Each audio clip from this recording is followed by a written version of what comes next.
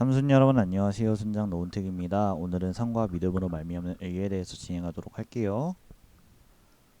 자, 오늘은 똑같이 3장 22절이 오늘의 외울 말씀이고 똑같이 세 개를 나눌 거예요.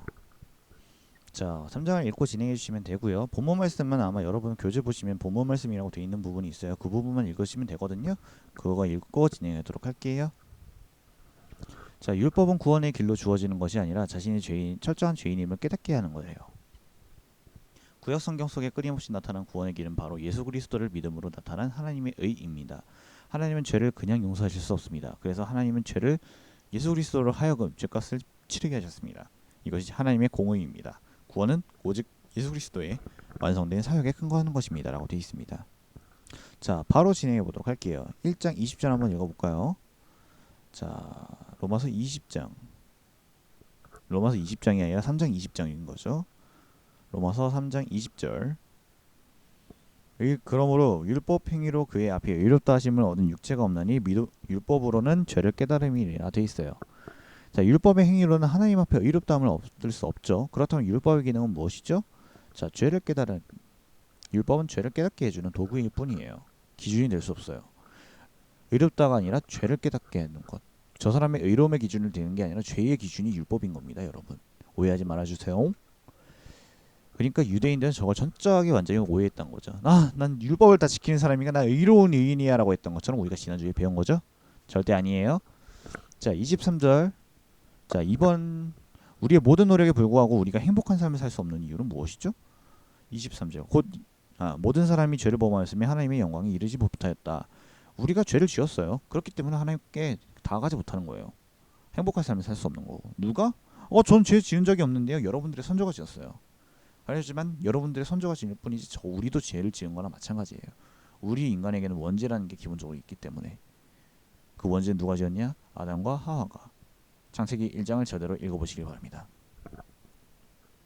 자, 3번. 죄인을 구하는 것은 하나님의 거룩하심, 공의에 위배됩니다. 하나님의 이 문제를 어떻게 해결하셨나요? 자, 24에서 26절. 그리스도의 예수 안에 있는 속량으로 말미암아 하나님의 은혜로 값없이 의롭다 하심을 얻은 자가 되었느니라. 이 예수를 하나님의 그의 피로써 믿음으로 말미암는 화목제물로 세우셨으니 이는 하나님께서 길이 참으시는 중에 전에 지은 죄를 간과하심으로 자기의 의로우심을 나타내려 하심이니 곧 이때 자기의 의로우심을 나타내사 자기도 의로우시며 또한 예수를 믿는 자를 의롭다 하려 하심이라 라고 되어 있어요. 예수님의 피로 죄를 덮으셨어요. 이걸 우리는 공로라고 부르죠. 그렇기 때문에 죄가 없으신 하나님께서 스스로 육신의 몸을 입고 죄를 해결하셨기 때문입니다. 그래서 우리는 성령됐어요. 노비를 탈출한 거죠. 죄인에서 탈출된 겁니다. 우리는 죄의 종에서 예수 그리스도의 종이 된 겁니다. 자, 우리가 구원을 자랑할 수 없는 이유는 무엇이죠? 그런지 자랑할 데가 어디 있느냐? 있을 수가 없느니라. 무슨 법으로냐? 행위로냐? 오직 믿음으로 법이니라 라고 되어 있어요. 전적인 하나님의 은혜이기 때문에 자랑할 수 없어. 이것이 바로 답변입니다. 자, 5번. 하나님의 유대인의 하나님과 동시에 이방인의 하나님이 되실 수 없는 근거는 무엇입니까? 29에서 30절. 22. 곧 예수 그리스도를 믿음으로 말미암아 모든 믿는 자에게 미치는 하나님의 의인이 차별이 없느니라 라고 되어 있어요. 하나님의 의인은 차별이 없어요, 여러분. 우리가 원래 차별이 있었다면 유대인들만 구원을 받아야 되는 게 맞는 거예요. 전 세계 유대인을 제외한 모든 인간들은 다 죽어야 되는 게 마땅한 거고 유대인만 살아남을 수 있고 유대인만 천국에 들어가야 되는 게 맞는 거예요. 하지만 우리 그리스도인은 아니죠. 하나님의 의가 차별이 없기 때문에 우리는 구원을 받을 수 있는 거예요. 자, 29에서 30절 한번 읽어볼게요. 하나님은 다만 유대인의 하나님이시냐 또한 이방인의 하나님은 아니시냐 진실로 이방인의 하나님도 되시느니라. 할례자도 믿음으로 말미암아 또한 무할례자도 믿음으로 말미암아 의롭다 하심은 하나님은 한 분이시느니라 라고 돼 있어요. 하나님의 의는 차별이 없고 하나님은 한 분이시기에 하나님은 이방인의 하나님도 되시고 유대인의 하나님도 되시긴다. 자, 그러므로 우리는 무엇으로 말미암는다? 믿음으로 말미암는다. 그렇기 때문에 하나님은 모든 자의 하나님이 되신다는 걸 알 수 있습니다. 자, 생각해 보도록 하겠습니다. 영국의 시인인 테니슨이 친구와 정원을 거닐며 믿음에 대해 이야기를 나누고 있었습니다. 그 친구가 테니슨에게 물었습니다. 자네는 예수 그리스도에 대해서 어떻게 생각하나? 테니슨은 한동안 말이 없다. 아름답게 핀 꽃 앞에 서서 입을 열었습니다. 나에게 있어서 예수 그리스도는 이 아름다운 꽃과 저기 저 하늘에 있는 태양과의 관계와 같지. 이렇게 아름다운 꽃도 태양빛과 열이 없으면 죽을 수밖에 없지 않은가. 우리의 인생이 진정 행복할 수 있는 것은 태양과 같은 예수님으로만 가능합니다. 라고 되어 있습니다. 여기서는 자연의 섭리를 하나님과 예수님과의 역사하심으로 연관지었어요. 그렇기 때문에 우리는 공로 얻었다는 걸 이렇게 말씀해 주신 거예요. 태양이 비추기 때문에 꽃이 아름답게 필 수 있는 것. 예수님의 공로가 있기 때문에 우리가 아름답게 인간으로서 살아갈 수 있는 것입니다. 아시겠죠? 적용과 나눠 진행하도록 하겠습니다. 적용에는 두 가지 질문이 들어가네요. 하나님이 기뻐하지 않는 죄의 모습이 있는지 점검해보고 나의 죄를 모두 용서해 준다는 확신이 있는가. 자, 나누는 것은 무엇이냐? 본인이 죄임을 인정하고 언제 깨달았는지, 하나님께 인정받기 위해 무엇이 필요하다고 생각하는지. 자, 이거에 대해서 한번 우리가 나눠볼 건데, 일단 저는 첫 번째 적용하기에 대해서 먼저 진행해 볼게요. 저는 하나님이 기뻐하시지 않는 죄가 있는 모습이 많아요. 인간이기 때문에 아주 많아요. 셀 수 없이 많아요. 지금도 죄를 짓고 있을 수도 있어요. 점검해 봐야 되는데 늘 점검하는데 고치지를 못하니까 그게 참 그렇죠. 나의 모든 죄를 용서해 주신다는 확신이 있는가? 확신은 있죠. 주님께서 저의 죄를 언젠가 고쳐주시게 할 거예요. 사람은 한순간에 바뀌지 않아요. 서서히 바뀌는 것뿐이지. 그렇기 때문에 그 서서히 바뀌는데 우리는 어떻게 해야 되냐? 하나님의 말씀을 통해서 우리는 서서히 변화되어야 된다는 게 우리의 말입니다.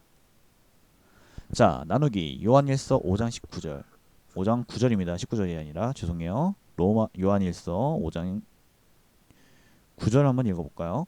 만일 우리가 사람들의 증언을 받을진대 하나님의 증거는 더욱 크도다. 하나님의 증거는 이것이니 그 아들에 대하여 증거하신 것이나. 본인이 죄인임을 인정하시나요? 예, 저는 죄인입니다. 언제 깨달았나요? 저는 늘 깨닫습니다. 저는 늘 죄를 짓고 살기 때문에. 순장이 이러면 안 되는데 죄송해요 여러분. 우리도 앞으로 좋은 순장 여러분들에게 정말 진짜 우리 순장님은 딱 이래요라고 하면서 좋은 순장이 되도록 노력하겠습니다. 죄송합니다. 자, 왜 요한일서 1장 5절 9절을 읽게 한 거죠? 우리는 죄인임을 깨달을 수 있는 증거는 예수님 때문이다. 예수님의 구원 없이는, 속량 없이, 공로 없이는 우리는 죄인일 수밖에 없다라는 걸 알기 위해서 그런 거죠. 자, 하나님께 인정받기 위해 무엇이 필요하죠? 히브리서 11장 6절입니다. 히브리서 11장 6절입니다. 믿음이 없이는 하나님의 기쁘시게 하지 못하나니 하나님께 나아가는 자는 그가 계신 것과 또한 그가 자기를 찾는 자들에게 상 주시는 이심을 믿어야 지니라가 되어 있어요. 무엇이 필요하죠? 답을 이게 나누는 게 아니잖아. 근데 답이 나와 있는데 믿음이에요. 믿음이 제일 필요한 겁니다, 여러분. 여러분들이 생각하기에 믿음이라고 생각하시죠? 아니라면 나눠주시기 바랍니다. 믿음이 있어야 되는데 어떤 믿음이 있는지 여러분들의 이야기를 한번 듣고 싶습니다.